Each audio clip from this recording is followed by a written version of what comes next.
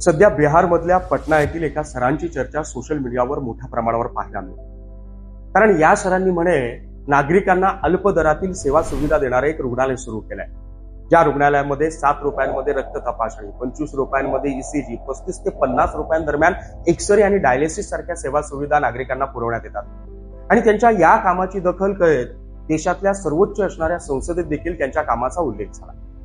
पण तुम्हाला माहितीये का, या सगळ्या सेवा सुविधांसह प्रत्येक आजारांवर प्रत्येक उपचार औषधांसहित एकही रुपया खर्च न करता, कसलाही अल्प दर नाही, कसलाही माफक दर नाही, पूर्णपणे 0 रुपयात देणारी आरोग्य व्यवस्था गेल्या कित्येक वर्षांपासून आपल्या महाराष्ट्रातला एक मराठी माणूस त्यानं उभं केलेल्या 3 मोफत खासगी रुग्णालयाच्या माध्यमातून करतोय.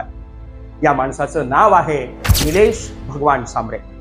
त्याने उभे केलेले हे 3 हॉस्पिटल, त्यापैकी एक पालघर जिल्ह्यामधल्या जडपुली येथे, ठाणे जिल्ह्यामधल्या असनगाव शहापूर येथे आणि रत्नागिरी जिल्ह्यातल्या रत्नागिरी शहरात.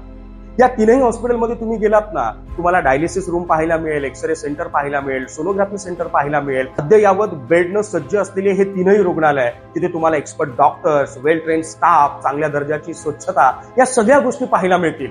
पण या 3ही हॉस्पिटलमध्ये कॅश काउंटर अथवा बिल काउंटर नाही. मग विचार करा ना, माफक आणि अल्प दरात उभं राहिलेल्या रुग्णालयाची चर्चा देश पातळीवर होते, पण गेल्या कित्येक वर्षांपासून आपल्या खिशातले पैसे खर्च करून नागरिकांना 0 रुपयांमध्ये उभी केलेली आरोग्य व्यवस्था त्या निलेश सांबरे नावाच्या माणसानं निर्माण केली आहे. त्या माणसाची चर्चा करण्यात आपण कमी पडलोय का? त्या माणसाच्या कामाला लोकांपर्यंत पोहोचवायला कुठेतरी ही तरुणाई कमी पडली आहे का, याचा विचार करावा लागेल.